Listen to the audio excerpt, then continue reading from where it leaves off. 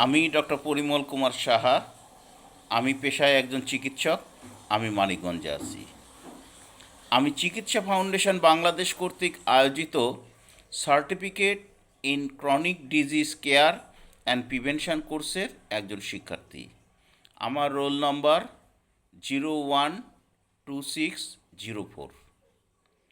আমাদের কোর্সের শিক্ষক ছিলেন ডক্টর শরীফুল ইসলাম হৃদয় খান স্যার। আমি স্যারকে অসংখ্য ধন্যবাদ ও কৃতজ্ঞতা জ্ঞাপন করছি এই জন্য যে স্যার আমাদের এই ধরনের কোর্সের প্রতিটি বিষয় অত্যন্ত আন্তরিকতা ও দক্ষতার সাথে বিস্তারিত ব্যাখ্যা করেছেন এবং বাস্তবমুখী উদাহরণ দিয়ে প্রতিটি বিষয় বোঝানোর চেষ্টা করেছেন, যে কারণে এই ধরনের অতি জটিল কোর্স আমরা অত্যন্ত সুন্দরভাবে সম্পন্ন করতে পেরেছি।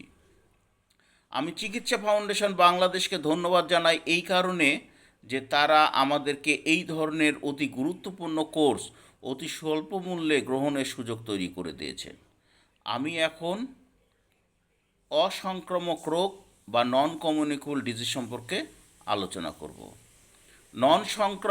নন কমিউনিকেবল ডিজিজ বা অসংক্রামক রোগ হলো এমন এক ধরনের রোগ যা একজন ব্যক্তির শরীর থেকে আরেকজনের শরীরে ছড়ায় না এবং এটা দীর্ঘদিন ধরে ধীরে ধীরে তৈরি হতে থাকে এবং সারা জীবন এটা থাকতে পারে।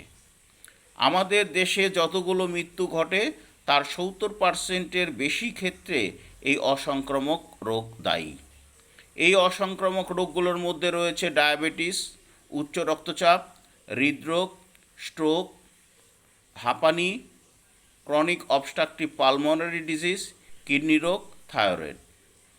সুতরাং prevention is better than cure. এই দীর্ঘমেয়াদী রোগ একবার হলে যেহেতু সাধারণত ভালো হয় না, সুতরাং আমাদের প্রতিরোধের ব্যবস্থা নিতে হবে। এর জন্য আমাদের লাইফস্টাইল মডিফিকেশান করতে হবে।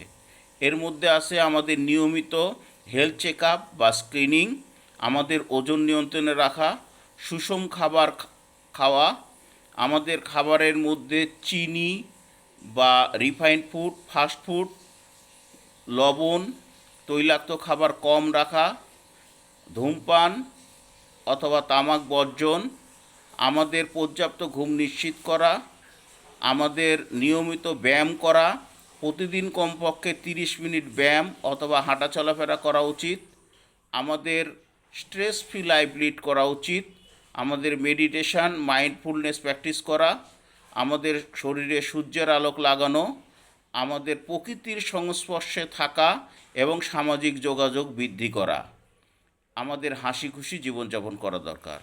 সুতরাং prevention is better than cure. আমরা আজ থেকেই প্রত্যেকে অসংক্রামক রোগ প্রতিরোধের জন্য আমাদের জীবন ব্যবস্থা পরিবর্তন করব। ধন্যবাদ সবাইকে।